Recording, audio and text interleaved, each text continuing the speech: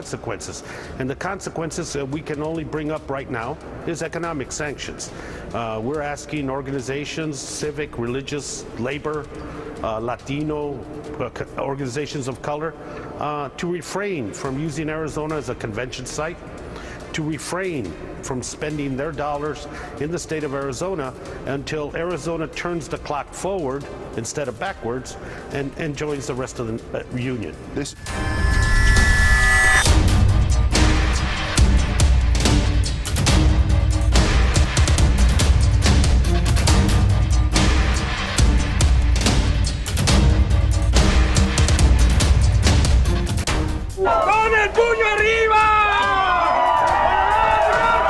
But the tone quickly changed as passions took over. Students, staff, and community members stormed into the TUSD school board meeting room. We are chained to these chairs, just to let you know. In place of elected board members, you saw students chained onto their seats. The vote to make the ethnic studies program into an elective never even took place. The chanting continued for well over an hour. Now, only 2 of the school board members were here for this protest. We asked where the rest of them were and told they had left. Our message to them is that we are disappointed in them. Using signs and a strong voice, What do we want? Ethnic studies! the controversial program, already outlawed by the state, is now stuck in the courts. Students say making it an elective is just a way to slowly dismantle the program. And that's the sad thing of what's going on in America. Pretty soon we're not going to be able to find reasonable, decent people who are willing to subject themselves to serve in public office. Let me just say one thing, because people tend to poo-poo this business about all the vitriol that we hear inflaming the American public by people who make a living off of doing that. That may be free speech, but it's not without consequences. Tearing down the government, the anger, the hatred, the bigotry that goes on in this country is getting to be outrageous. And unfortunately, Arizona, I think, has become sort of the capital. We have become the Mecca for prejudice and bigotry. Takes a closer look at what happened and how a pledge signed by the city after the January 8 shootings was put into action.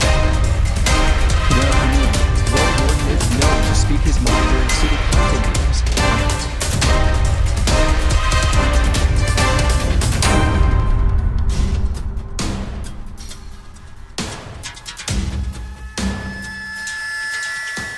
And if, as has been discussed in recent days, their death helps usher in more civility in our public discourse, let us remember it is not because a simple lack of civility caused this tragedy.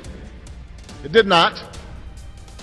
But rather because only a more civil and honest public discourse can help us face up to the challenges of our nation in a way that would make them proud.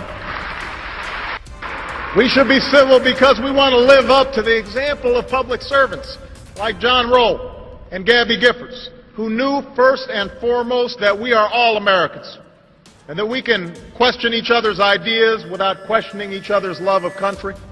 We may not be able to stop all evil in the world, but I know that how we treat one another, that's entirely up to us.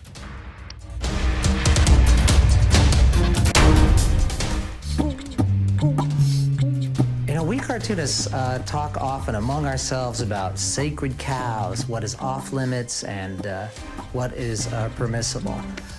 If something makes me feel a little bit queasy, to me that's my own internal censor that it's off limits, and that would probably include nuns and orphans.